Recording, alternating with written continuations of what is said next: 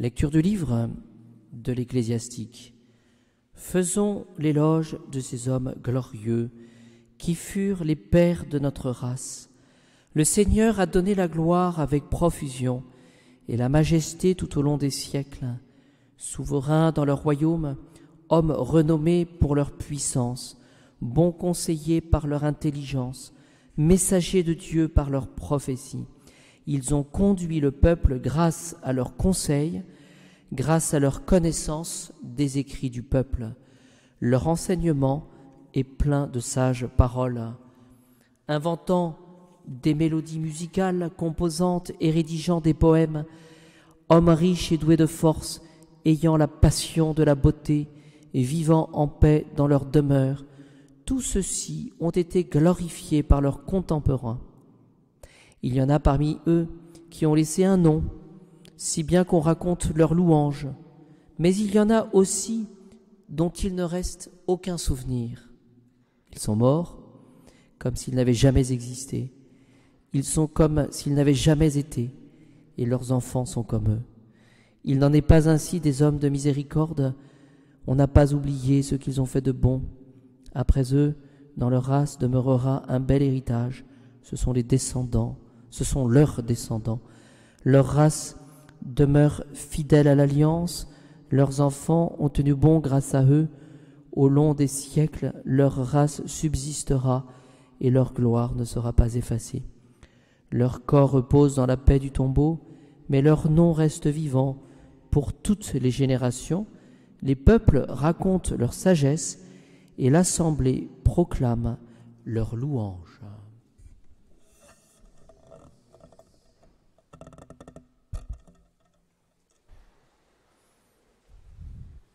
Il y a une grande richesse dans les textes de la messe d'aujourd'hui.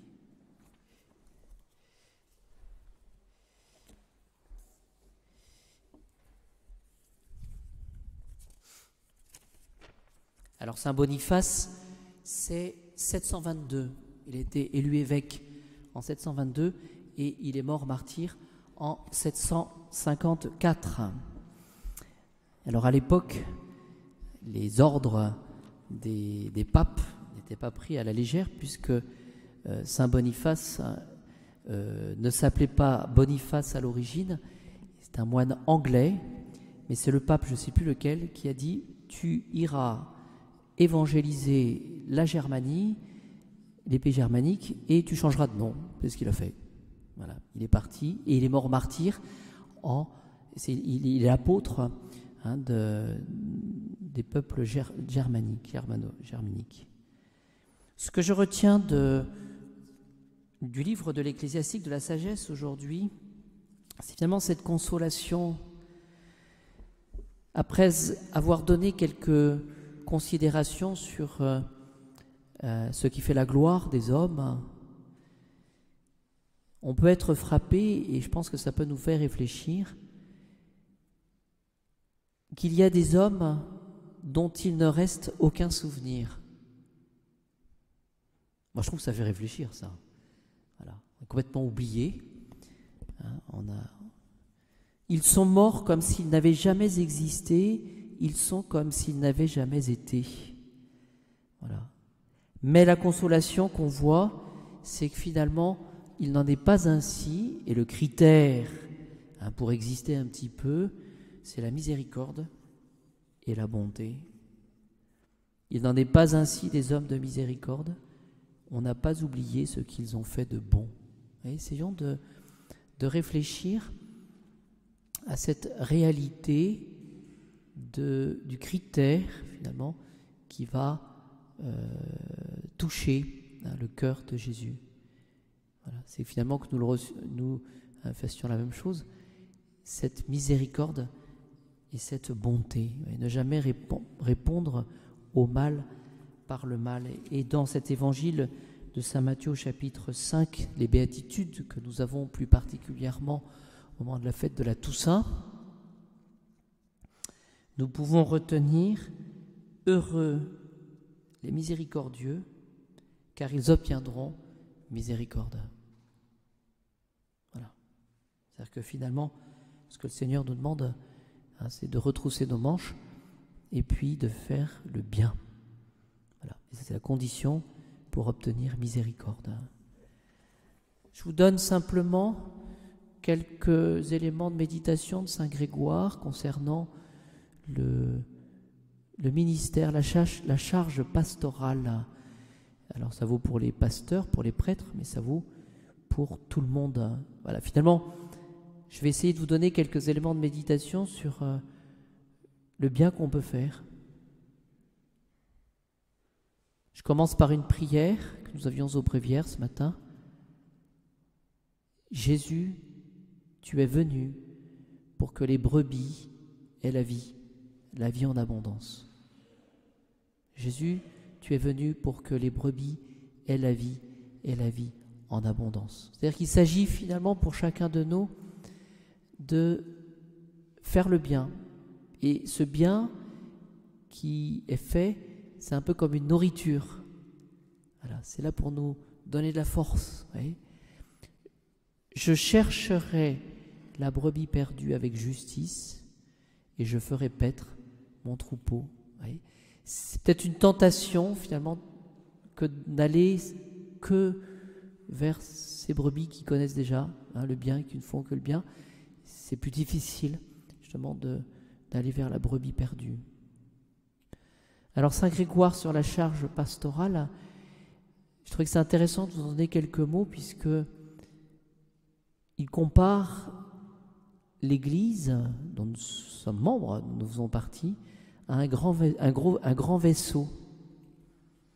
Voilà. L'Église, dit-il, qui navigue comme un grand vaisseau sur la mer de ce monde, ne doit pas être abandonnée, mais gouvernée. Voilà ce qu'il dit. Ne doit pas être abandonnée, mais gouvernée. C'est-à-dire que chacun, à notre place, le Seigneur nous demande de faire notre devoir. Voilà, chacun à notre place.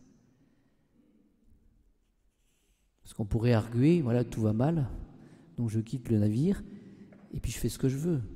On l'entend ça souvent. Mais non, le Seigneur nous demande parce que il y aura toujours la tempête. Concernant les épreuves, voici ce que dit Saint Grégoire. L'Église gouverne le navire du Christ. Comment ? En enseignant, en défendant la vérité,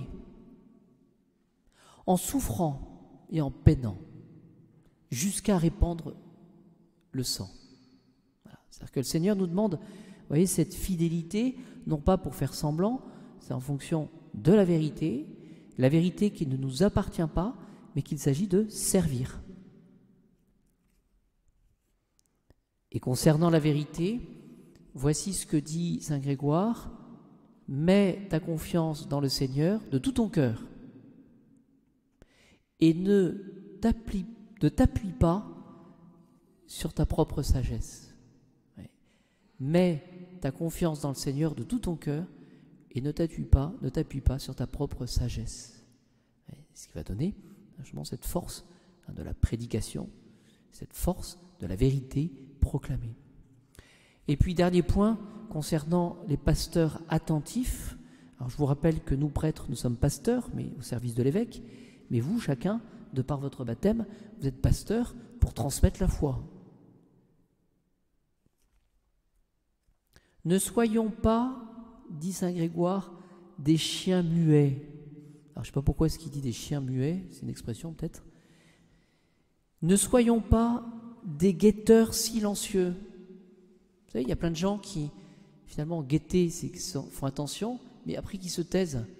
Voilà. Il y a des redresseurs de tort, ceux qui disent que ça va mal, mais qui font rien.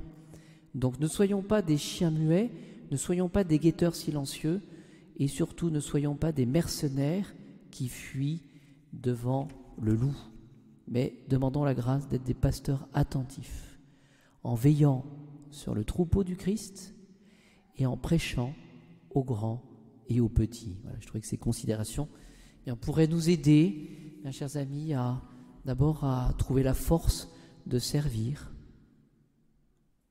en accomplissant notre devoir d'État, en disant les choses, mais en gardant cette miséricorde et cette bonté, et en demandant cette grâce au Seigneur, pour reprendre le livre de la sagesse, d'exister, mais en faisant le bien.